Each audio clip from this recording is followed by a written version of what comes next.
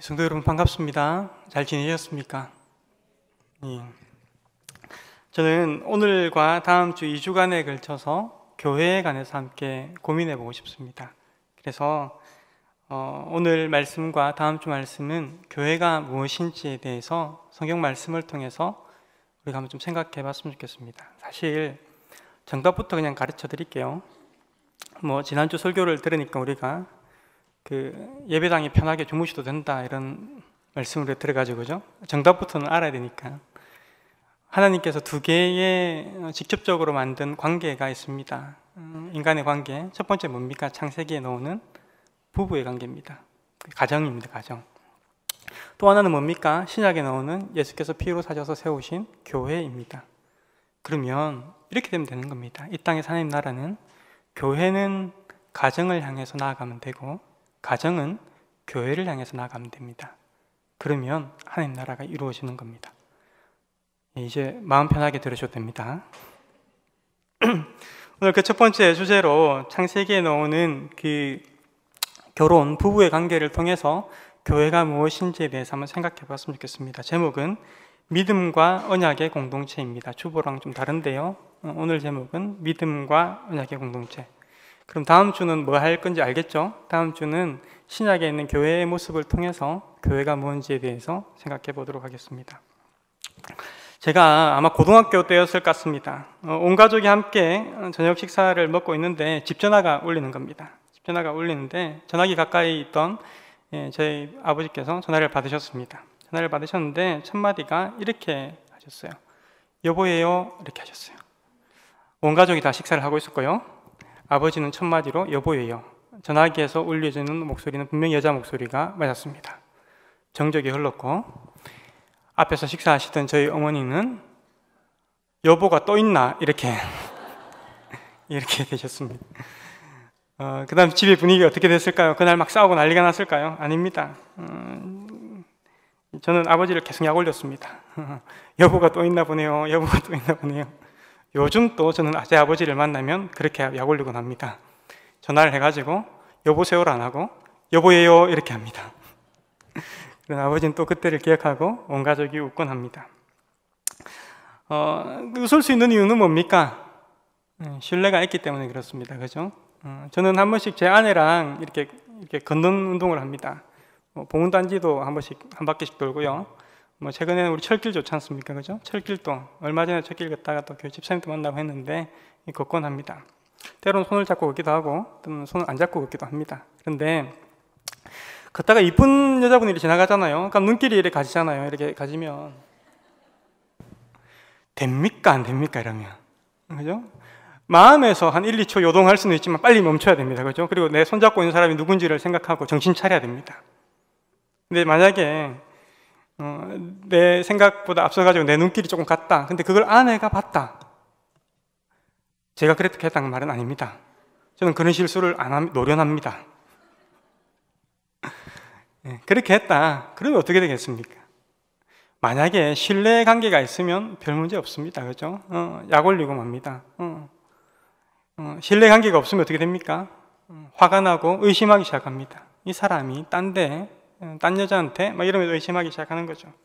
여러분, 중요한 것은 결혼 관계에서 서로를 향한 믿음과 신뢰입니다. 믿음과 신뢰.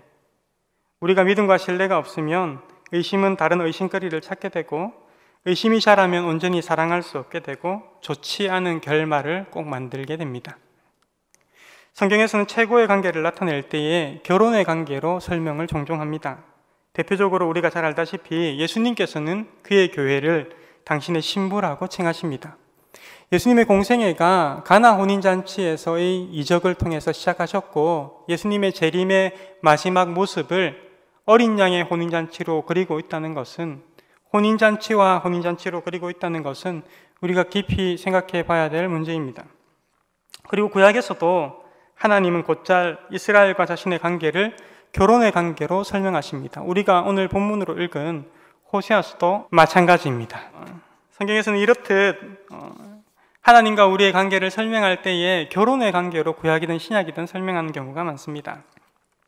남자와 여자를 창조하신 하나님은 에덴에서의 인간들이 맺는 첫 관계를 부부의 관계로 정하셨죠. 이 결혼의 관계는 가장 기본적인 하나님 나라의 관계이고 하나님께서 원하시는 하나님을 향한 관계이고 하나님의 백성들이 이 땅에서 추구해야 되는 관계로 우리 가운데 주신 것입니다. 그래서 결혼의 관계는 하나님 나라의 관계의 원형이다라고 할 수 있습니다. 그런데 오늘 본문 16절의 말씀을 보면 이스라엘은 그 여호와 하나님을 내 바알이라고 불렀나 봅니다. 아무리 그래도 저들이 어떻게 하나님을 바알신이라고 부를 수 있을까라고 생각해 보시지 않습니까? 저는 처음에는 그냥 빨리 읽을 때 이렇게 생각했었습니다. 하나님께 나아간 게 아니라 바알신한테 나아갔나 보다. 그래서 하나님이 이 사람들이 바람 피웠다 이렇게 생각했나 보다. 이스라엘이 그랬나 보다 라고 읽었습니다. 그런데 본문을 자세히 보면 16절 말씀에 네가 나를 내 남편이라 일컫고 다시는 내 바알이라 일컫지 아니하리라. 이스라엘 사람들이 하나님 앞에 나아가서 하나님을 내 바알이라고 일컬었다고 본문에는 나와 있습니다. 이건 마치 이런 거 아닐까요? 교회당에 와서 부처님 저를 좀 도와주세요. 십자가는 쳐다보고 있습니다. 그러면 기도는 이렇게 하는 거예요. 부처님 저를 좀 도와주세요. 저 녀석들이 예배당까지 와서 다른 신을 찾고 있네 라고 하나님께서 생각하신 것이 아니라 어떻게 나를 부처라고 부를 수가 있어? 라고 하나님이 생각하셨다는 것입니다.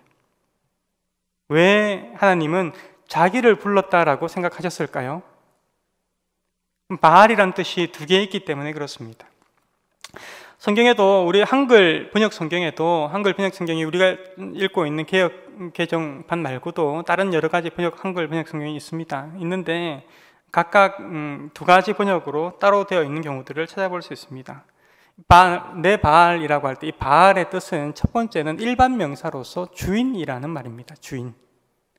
그러니까 여기 히브리어 성경에 보면 벨리 이렇게 되어 있습니다. 베일리 이렇게 되어 있습니다. 그렇게 보면 이 뜻은 무엇이냐면 끝에 리가 붙으면 우리가 잘 알다시피 예수님께서 십자가에서 마지막으로 하신 말씀 중에 엘리 엘리 라바 사박다니라는 말씀이 있죠. 그때 리가 붙지 않습니까? 엘리. 리는 나의라는 소유격입니다. 그래서 벨리 이렇게 하면 나의 주인이 됩니다. 하나님 앞에 가서 나의 주인이라고 불렀다는 겁니다. 나의 주인. 틀린 말일까요? 나의 주님이라고 부르면 틀린 말이 아닙니다. 맞는 말일 수 있지요. 그런데 하나님께서는 왜 너희가 나를 나의 주인이라고 불렀느냐? 또 다른 번역으로는 말 그대로 두 번째 의미인, 우리가 잘 아는 의미인 가나안에 풍요를 준다는 신, 이방신 이름 바알신 맞습니다. 특별명사죠. 그때는 히브리어는 앞에 첫 번째 알파벳을 대문자 소문자 구분해서 적는 게 아니기 때문에 정확하게 뭔지는 잘 모르겠습니다만은 문맥을 봐서는 이렇게 해석하는 게 맞을 것입니다. 어떻게 해석하냐면 너희가 내게 와서 다시는 그날부터는 다시는 너희가 내게 와서 나의 주인이라고 부르게 하진 않겠다. 나의 남편이라고 부르게 하겠다라는 말씀입니다. 그런데 이 말이 우리가 번역됐듯이 바알이라고 부르지 않겠다, 바알신이라고 부르지 않겠다라는 말씀으로 해석해도 틀린 의미는 아닙니다. 왜냐하면 이 사람들이 하나님을 부를 때 순전한 사랑과 경외하는 마음으로 부른 것이 아니라 자신의 욕심을 채울 풍요를 바라면서 하나님을 불렀기 때문에 그렇습니다.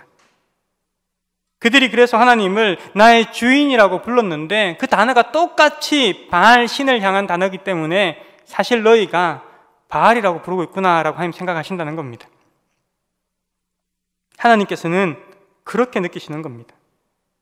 그런데 하나님께서 이스라엘을 향해서 그렇게 부르는 이스라엘을 향해서 진노하시는 것이 아니라 그날에 나를 부를 때에 나의 주인이라고 부르지 않고 나의 남편이라고 부르게 하겠다라고 말씀하십니다.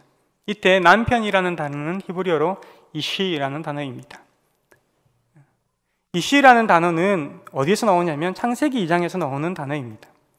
창세기 2장에서 아담을 창조하시고 그 갈비뼈로 여자를 만드십니다. 그죠?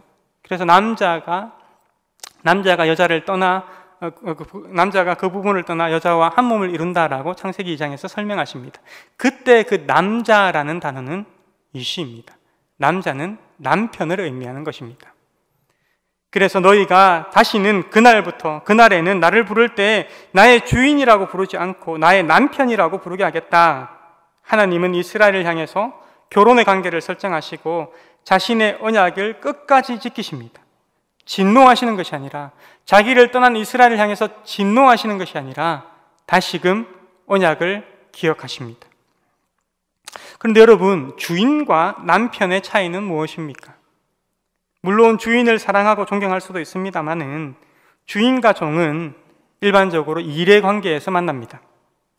반면 남편과 아내는 사랑과 친밀함의 관계를 맺습니다. 호세아 시절에 이스라엘 사람들은 하나님을 만나면서 거래하려고 했던가 봅니다. 열심히 제사를 드리면, 더 많이 제사를 드리면, 재물을 많이 갖다 바치면 나에게 풍요를 많이 주신다. 나에게 풍요를 많이 주셔야지. 그게 맞지. 하나님과 인격적인 관계를 맺으려고 하는 것이 아니라 복을 받는 수단으로서 하나님을 찾아가는 겁니다. 그리고 동전을 넣으면 마치 음료가 나오듯이 하나님 앞에 내가 무언가를 하면 하나님은 내게 풍요로, 내가 원하는 그 음료로 나를 채우실 것이다 하고 생각하면서 하나님 앞에 나아가는 겁니다. 내가 하나님을 조정할 수 있다라고 생각하고 비인격적인 신을 만나러 가는 것입니다. 하나님은 그렇게 자기를 이용하기 위해서 나오는 일을 너무너무나 싫어하십니다. 이스라엘이 그러한 관계를 하나님 앞에 만들어 갔나 봅니다. 사랑하는 여러분, 제가 여러분께 질문을 하나 해볼게요. 대답해 보세요. 결혼은 계약입니까? 계약이 아닙니까? 물론 설교자가 물어보면 대답을 안 하는 게 대답입니다. 그죠? 대답하면 안 돼요. 저도 그래요. 목사님은 늘 뒤집기를 하려고 하기 때문에 대답하면 늘, 그죠? 결혼은 계약인지 계약이 아닌지, 서로 약속하는 것이니까 계약이지요 라고 생각해 볼 수도 있습니다. 그런데 결혼은 계약이 아니라 맹약, 혹은 우리 성경에 사용되는 단어로는 언약입니다. 언약의 관계를 결혼이라고 하는 겁니다. 한번 생각해 보십시오. 계약과 언약은 둘 다 약속을 굳게 하는 것 같아서 비슷해 보이죠. 같아 보입니다. 그러나 분명한 차이가 있습니다. 계약을 할 때 계약서를 적고 담보를 걸고 하는 것은 상대를 믿기 때문에 합니까? 믿지 못하기 때문에 하는 겁니까? 믿지 못하기 때문에 하는 거죠. 내가 당신을 다 믿을 수는 없는데 이거라도 걸어놓으면 당신이 그렇게 하겠지, 손해보기 싫어서. 이래서 하는 거 아닙니까? 계약은 이 사람이 이 약속을 어길 수 있다, 그러기에 이 계약을 단단히 해서 내가 손해보지 않아야지 하면서 계약을 하는 겁니다. 반면에 언약은 어떻습니까? 상대를 믿지 못해서 하는 것이 아닙니다. 언약은 당신이 약속을 지키든 지키지 않든 나는 이 약속을 목숨 걸고 지키겠다는 것입니다. 나는 이 약속을 목숨 걸고 지킨다. 그러니 당신도 이 약속을 함께 지켜나가자라고 하는 것이 언약입니다. 나는 변하지 않는다. 이것은 상대를 믿지 못하는 불신 때문에 내가 손해보지 않으려고 맺는 것이 아닙니다. 언약은 내가 손해보는지 손해보지 않는지에 별 관심이 없습니다. 내가 이 결혼을 꼭 지켜나가겠다라는 것에 관심을 가지는 겁니다. 부부의 사랑을 맺은 결혼은 이러한 언약식이 되어야 하는 거지요. 언약의 예식을 하나님과 증인들 앞에서 맺고 부부는 이러한 언약의 관계를 한평생 동안 지켜나갑니다. 이제 검은 무리가 팥뿌리가 되도록 건강하나 병드나 가난하나 부유하나 변함없이 사랑하는 것이 과연 맞은가 하고 우리는 의심하기 시작합니다. 과학적으로도 그렇게 될 수 없어 라는 정보들을 우리 가운데 누군가가 뉴스거리로 만들어줍니다. 그래서 우리 시대의 결혼 관계가 점점 이상해지고 있지 않습니까? 물건을 받아보니까 마음에 들지 않아서 반품 한번 클릭으로 묻지도 따지지도 않고 반품해 줍니다. 그런 문화 가운데서 우리 결혼의 무게도 점점 가벼워지고 있는 것은 아닐까요? 저도 어디선가 읽었는데 이런 기사를 본 적이 있습니다. 남녀가 만나면 사랑의 감정을 뇌에서 느끼게 하는 도파민이라는 호르몬이 있다고 합니다. 저는 도파민을 본 적도 없고 만난 적도 없습니다. 있다고 합니다. 그런데 이 도파민이라는 호르몬이 만난 지 1년이 되면 절반으로 줄어든답니다. 콩깍지 씌워가지고 이렇게 연애하는 마음으로 신혼의 기간이 길지 않다는 것이지요. 그리고 7년이 지나면 도파민은 거의 0%가 된다고 합니다. 그러니 부부의 사랑은 오래 갈 수 없는 것이 당연하다는 겁니다. 제가 이 기사를 읽으면서 이거 어쩌자는 거야? 그래서 이렇게 생각했습니다. 부부지간에 그래 사랑하지 않고 살아도 된다는 말이야? 이혼해도 네 잘못 아니야 이 말인가? 도대체 뭘 하자는 기사야? 이런 생각을 했습니다. 여러분, 이게 맞습니까? 연애의 설레임만, 그 감정만을 사랑이라고 착각하고 사니까 그런 거 아닐까요? 사랑은 도파민 이상의 것 아닙니까? 겨우 사랑이 몸에 잠깐 동안 흐르는 그 도파민 그것일까요? 아니지 않습니까? 요즘 맞벌이하는 적지 않은 부부들이 생활비를 각출하고 나머지는 자기가 알아서 나눠 쓴다고 합니다. 내 번 건 내가 쓰고 네 번 건 네가 쓰라는 겁니다. 참 합리적입니다. 그죠? 참 합리적이에요. 신랑이 신부 생일 때 50만 원짜리 가방을 사줬습니다. 그리고 자기 생일이 다가옵니다. 나도 내 돈으로 50만 원짜리 가방 사줬으니까 당신도 당신 돈으로 나한테 50만 원짜리 낚싯대를 사줘. 낚싯대가 50만 원 하는지는 모르겠지만 사줘 라고 이야기하는 겁니다. 여러분, 이게 선물 맞습니까? 우리가 잘 아는 크리스마스 선물이라는 그 동화 있지 않습니까? 그죠? 아내를 위해서, 남편을 위해서. 그런 선물의 감동이 이 낚싯대를 받으면서 있을까요? 이것은 선물을 가장한 거래입니다. 거래. 결혼할 때 혼수해온 것도 내가 해온 것은 내 것, 네가 해온 것은 네 것, 내 것, 네 것을 정확하게 구분합니다. 그런데 왜 그런 마음이 있을까요? 살아보고 아니다 싶으면 갈라서기 쉽게 하기 위해서 그런 거 아닐까요? 에이, 목사님 너무 나가셨네. 좀 억척입니다. 이렇게 생각되십니까? 우리 마음 저 깊숙이 그런 마음이 혹시나 숨어 있지는 않습니까? 난 그런 생각을 안 한다고 하더라도 TV나 영화 등 여러 매스컴을 통해서 이 시대에 합리적인 결혼을 내가 자꾸만 배우고 있는 것 아닐까요? 이제 은퇴해서 돈도 못 벌어주는 네 남편 밥 차려주느라고 네 인생 다 보내지 말고 네 인생을 즐겨. 네 인생을 즐겨. 아침 드라마에서 나오는 대사 아닙니까? 배우자 때문에 힘들어하는 어떤 사람을 만났을 때 TV 속 그 대사 그대로 위로랍시고 합니다. 이 세상 문화 가운데 젖어들어서 우리 가치관이, 우리의 결혼 생활이 언약이 아닌 계약으로 만들려고 세상 가치관은 우리를 위협하고 있지 않습니까? 난 당신을 사랑해서 신뢰하고 결혼하는 것이 아니라 내가 손해볼 수 없다는 것입니다.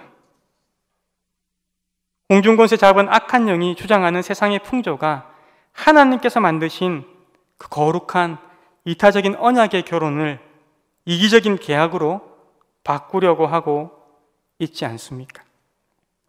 사랑하는 여러분, 하나님이 이스라엘을 다시는 내 주인, 내 바알이라고 부르지 않게 하고 내 남편이라고 부르게 하겠다라고 말씀하십니다.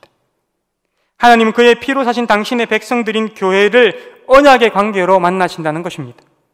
교회는 믿음과 언약의 공동체입니다. 우리는 믿음직한 우리 신랑 예수께서 그 피로 언약하신 바로 그 신부입니다. 사랑하는 여러분, 본문을 계속 살펴보십시다. 18절입니다. 하나님이 회복하시는 그날에는 인간의 그 에덴에서의 범죄 후에 인간을 괴롭혔던 세상 만물들과 더불어서 하나님은 다시 언약을 맺으시겠다라고 말씀하시는 분이 18절에 나옵니다. 이것은 창세기 3장의 인간의 범죄 이후에 타락해버린 세상의 모습, 인간을 향해서 가시와 엉겅퀴를 냈던 세상의 모습과 다시 화해하는 모습으로 나타납니다. 그래서 창조의 질서대로 회복시키시는 것입니다. 또 이 땅에 활과 칼을 없애버리고 전쟁을 없이 해서 평화를 주겠다라고 말씀하십니다. 그리하여서 해함과 상함이 없는, 병든과 아픔이 없는, 죽음의 두려움이 사라진 참된 안식과 평화가 임하는 것입니다. 이 그날에, 이 하나님의 나라가 임하는 그날에, 그날은 벌써 예수님이 2000년 전 초림으로 이미 이 땅에 임하셨고, 그리고 예수님은 곧 임할 재림으로 이 땅에 그날은 또 임할 것입니다. 여러분, 교회는 그 사이에서 그날에 그의 순결한 신부대로 살아가는 것입니다. 선지자 호세아는 바람이 나서 또 다른 남자를 찾아가 버린 음란한 아내, 자기 아내 고멜을 찾아서 떠나야 되는지를 고민하고 있습니다. 이 음란한 여인, 늘 나와 살면서도 다른 남자를 생각하고 음란한 것들만 생각하는 이 음란한 여인 고멜, 내가 선지자인데, 내가 목사로 살아가는데, 이 여인은 그냥 사무까지는 아니더라도, 그냥 신앙 좋은 집사님까지는 아니더라도 그렇게 살면 안 되는데 라고 생각하는 그 여인, 내가 찾아와야 되나? 그때에 여호와 하나님께서 호세아에게 하신 말씀이 오늘 본문의 말씀입니다. 내가 너에게 장가들어서, 내가 이스라엘에게 장가들어서 영원히 살겠다. 공의와 정의와 은총과 긍휼 여김으로 내가 너에게 장가들며 진실함으로 너에게 장가들겠다. 이렇게 하나님께서 말씀하시는 겁니다. 그래서 결국 호세아는 사창가의 그녀를 돈을 주고 사오기 시작합니다.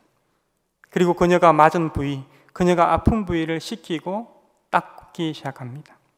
그리고는 다시 너에게 장가들겠다, 다시 너에게 장가들겠다라고 그도 하나님처럼 말하기 시작하는 것입니다. 그것이 호세아서의 내용 아닙니까? 그래서 이스라엘은 결국 하나님을 알게 될 것인데, 내가 바알이 아니라 여호와임을 너희는 알게 될 것이다 라고 말씀하고 있는 것이 오늘 본문의 말씀입니다. 예수 그리스도의 신부이신 충진교회 성도 여러분, 교회는 이렇게 하나님께서 미련하게 사랑하시는 하나님의 신부입니다. 교회는 이렇게 믿음직한 하나님을 경험함으로써 그를 향한 믿음을 가지는 공동체입니다. 교회는 변할 수 없는 하나님과 부부의 언약을 맺은 공동체라는 것입니다. 주님 나를 그렇게 만나십니다. 죄 중에 있는 나를 주님 그렇게 만나주셨습니다. 그리고 주님과 함께 살아간다, 성도다라고 부르는데도 불구하고 또 죄를 짓고 있는 나를 주님 또 찾아오신다는 겁니다. 그리고는 내가 죄가 없는 양, 내가 순결한 처녀인 양, 주님은 나에게 또 장가드신답니다. 네가 나한테 그러면 안 돼. 너가 나에게 의롭게 시집와야 돼. 네가 나에게 순결하게 시집와야 돼. 네가 나에게 그러면 안 돼. 네가 나에게 정직하게 시집와야 돼 라고 말씀하시는 것이 아니라 내가 너에게 그렇게 장가들겠다, 그 말씀만 하시는 겁니다. 그렇게 하나님을 믿고 사랑받는 교회, 점점 어떻게 될까요? 신랑에 대한 믿음이 커집니다. 사랑이 커집니다. 그리고 그 사랑에 감격하여 그녀도 신랑을 향해서 믿음직해집니다. 우리가 큰 믿음이 있어서 믿음직해지는 것이 아니라 하나님의 믿음직함과 하나님의 언약을 인해서 우리가 그렇게 되어가는 것입니다. 더 사랑하게 되고 더 알게 되고 더욱더 사랑하게 되고, 그리하여 하나님과 언약을 맺은 교회는 더욱더 하나님을 알게 됩니다. 그런데 여러분, 하나님과 이 언약을 맺은 이 사랑을 받은 교회는 이 땅에서 어떠해야 합니까? 여러분, 우리 시대의 교회가 왜 이렇게 아파하고 있습니까? 교회는 결혼의 관계를, 즉 언약적 관계를 맺는 공동체여야 되는데, 저는 교회가 계약의 관계를 맺는 공동체가 되어버렸기 때문에 그렇다라고 생각합니다. 성도와 함께 이러한 언약적 관계를 맺어야 합니다. 교회는 가정이 되어야 되지 않습니까? 가정은 언약적 관계가 얽혀져 있습니다. 우리가 우리 자식들한테 내가 너한테 너 키우느라 1억이 넘게 들었다, 야. 너 나중에 나한테 다 갚아라. 아빠 다 적고 있어. 맞습니까, 이게? 그러면 우리 아들이 말할 겁니다. 내가 다시는 당신을 내 아버지라 부르지 않고 나의 주인이라 부르겠습니다. 옳지 않지 않습니까? 근데 그건 자연스럽게 돼요, 자식들한테. 교회도 그렇게 되어야 한다는 것입니다. 성도가 성도를 만날 때 언약적 관계를 맺어가는 것입니다. 목장 안에서 우리는 언약적, 인격적 관계를 맺어가는 것입니다. 내가 우리 집에서 불고기 해줬는데 너는 왜 카레를 해줬냐? 너네 집 목장 모임 할 때. 내가 한우로 해줬다. 이거 하면 안 됩니다. 이거 하면 안 됩니다. 그러면 하나님께서 받으시는 것이 안 되지 않습니까? 그렇죠? 교회가 성도와 성도 안에 관계를 맺을 때 언약적 관계를 맺는 겁니다. 그런데 여러분, 자꾸 우리 시대의 교회가 언약적 관계가 사라져가고 있는, 옛날에 우리가 추억했던 그 작은 교회들을 생각해 보면 언약적 관계가 가득했습니다. 우리 어머니도 아닌데 그 권사님은 나를 위해서 그렇게 애달게 기도해 주셨어요. 그렇지 않습니까? 그런데 교회가 자꾸만 커지다 보니까 언약적 관계가 사라져가고 있지 않습니까? 여러분, 그러면 크기가 우상인 겁니다. 그래서 계약적 관계를 맺을 수밖에 없습니다 라고 말하고 싶은데 그건 본질을 흐트리는 겁니다. 본질은 언약적 관계입니다. 그러면 크기를 줄여야 됩니다. 본질을 향해 나아가는 것이 우상을 숭배하지 않는 방법입니다. 여러분, 목사와 성도는 이러한 언약적 관계 가운데 언약적 관계를 맺어야 합니다. 교회가 모든 관계를, 성도가 세상에서 모든 관계를 계약을 맺지 않고 살아갈 수는 없겠지만 교회가 핵심적 관계를 언약적 관계로 맺지 못하면 성도는 언약적 관계를 맺는 것을 두려워합니다. 맺을 수 없게 되는 겁니다. 그래서 교회는 핵심적 관계를 언약적 관계로 맺기 위해서 애를 써야 합니다. 불신과 자기 손해에 민감하게 반응하지 않습니다. 에덴의 회복된 관계가 교회 안에 가득해야 합니다. 상대를 믿지 못해서 우리가 손해보지 않으려고 계약하는 것이 아닙니다. 여러분, 저는 정말 바라지는 않지만 만약에 우리 교회에 이상한 목사님이 담임으로 부임하게 된다면 우리 교회가 그러면 너무 힘들어지니까, 우리 불쌍한 성도들 너무 힘들어지니까 내보낼 수 있는 장치를 마련해야 돼 하고 계약의 관계를 만들려고 한다면 여러분, 합리적일지는 모르지만 이미 시작부터 틀려버린 것 아닐까요? 저도 목사지만 맞습니다. 세상에 이상한 목사님들 너무 많습니다. TV에 자주 나오는 목사님들 치고 안 이상한 목사님도 없는 것 같아요. 요즘도 자주 나오는 분 계시죠? 멀쩡해 보이는 저도 은혜가 없으면 이상한 목사 맞습니다.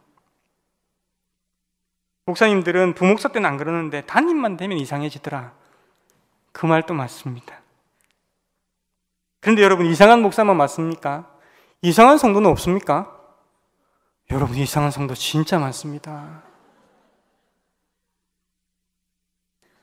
여러분, 목사 한번 돼보세요. 진짜 많습니다. 근데요, 제가 가만히 생각해 보면 완전히 악한 사람, 완전히 선한 사람은 없는 것 같아요. 의인은 없나니? 없죠. 인간은요, 때때로 악할 때도 있고 때때로 선할 때도 있는 것 같습니다. 제가 서울에서 사역하던 교회가 담임 목사와 성도, 이렇게 중직자들이 갈등이 깊었고 담임 목사는 교회를 나가게 됐습니다. 성도와 성도 간에 지금은 반복되고 있습니다. 그 갈등들이. 저는 그 소식들을 구체적으로 한 번씩 들을 때마다 가슴이 너무너무 아픕니다. 제가 사랑했던 성도들, 제가 섬겼던 성도들, 함께 예배를 인도하고 찬양 인도를 하셨던 그 집사님들이 어떻게 그럴 수 있을까? 어떻게 그렇게 막말을 하고 몹쓸 말들을 서로 내뱉으며 모욕할 수 있을까? 상상이 안 가면 저는 안 믿깁니다. 그런데 여러분, 은혜의 수위가 낮아지면요, 은혜의 수위가 낮아지면 사람의 거침과 악함이 드러나기 시작합니다. 중요한 것은 그 사람이 온전하냐 아니냐보다 더 중요한 것은 교회가 뭐냐면요, 은혜의 수위를 높여야 됩니다. 거친 것들이 드러나지 않게끔 하기 위해서요. 우리의 싸움은 거기에 있는 겁니다. 우리의 싸움은요.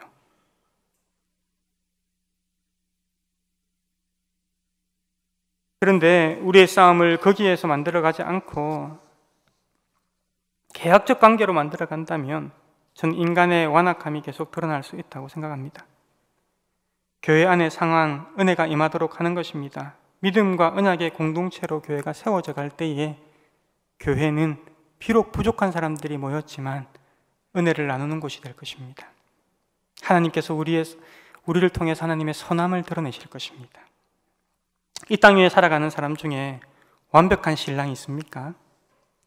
우리 자매님들께, 우리 결혼하신 자매님들께 한번 물어봅시다. 이 땅에 살아가는 사람들 중에 완벽한 신랑이 있겠습니까? 있죠. 어디 신랑입니까? 우리 신랑 말고는 다 완벽해 보여요. 저거 신랑은 완벽합니다. 맞습니까? 또 이렇게 생각할 수 있습니다. 목사님 우리 신랑이랑 안 살아봐서 그런데 우리 신랑 완전히 예수님입니다. 그건 집사님이 예수님의 눈을 가졌기 때문에 그렇죠. 세상에는 완벽한 신랑도 완벽한 신부도 없습니다. 그리고 우리가 완벽해서 사랑하고 사는 것이 아닙니다. 언약적 관계를 맺고 죽기까지 그것을 지켜나가는 것입니다. 완벽한 사람을 찾으려고 한다면 결혼 못합니다. 조금 부족해도 언약적 관계를 시작하는 것입니다. 결혼을 계약하듯이 해서 만약 내가 이혼하더라도 손해를 적게 봐야 되겠다, 결혼하고 속은 것은 아닌지 늘 의심하는 눈초리로 상대를 쳐다보고 있다면 그 결혼은 행복할 수 없습니다. 사랑의 신비를 깨달을 수도 없습니다. 작은 것으로 오해가 생기고 결국 이혼하게 됩니다. 이혼하면서 적게 손해는 볼 것입니다. 왜냐하면 계약적 관계를 맺었기 때문에. 그런데 여러분, 적게 손해보려고 결혼하는 것이 아닙니다. 사랑하기 위해서 결혼하는 것입니다. 그러니 좀 미련해 보이더라도 교회는 주님을 닮아서 믿어보는 겁니다. 그러니 우리는 서로 언약적 관계를 맺어가는 공동체가 되어야 합니다. 사랑하는 여러분, 저는 우리 충진교회가 믿음과 언약의 공동체였으면 좋겠습니다. 목장마다 우리의 사김마다 이러한 믿음과 언약이 흘러넘쳤으면 좋겠습니다. 그래서 이 충진교회에만 오면, 우리 성도님들만 만나면 가족을 만난 듯한 기쁨으로 충만해졌으면 좋겠습니다. 이 땅에서 우리는 승리의 결과를 만드는 것이 아니라 승리의 과정을 만드는 것이 우리의 임무임을 기억하십시오. 순종 그 자체가 결과임을 기억하십시오. 결과는 오직 하나님께서 만드심을 신뢰해야 합니다. 교회는 속더라도 어떠한 관계를 맺는가? 우리는 믿지 못하는 계약하는 공동체인가? 믿음과 언약의 공동체인가? 이 두렵고 엄중한 시기에 우리는 결정해야 합니다. 아무리 죄인된 우리에게라도 우리 주님 다시 우리에게 장가들어서 영원히 사시겠다라고 말씀하십니다. 공의와 정의와 은총과 긍휼의 여김으로 우리에게 장가드시겠답니다. 진실함으로 우리에게 장가드시겠다고 합니다. 당장의 결과는 실패할 수 있습니다. 하지만 그 길을 갈 때에 우리는 하나님을 알게 될 것입니다. 우리의 남편으로서 우리는 하나님을 알게 될 것입니다. 그래서 결국 우리의 나중은 결코 실패할 수가 없습니다.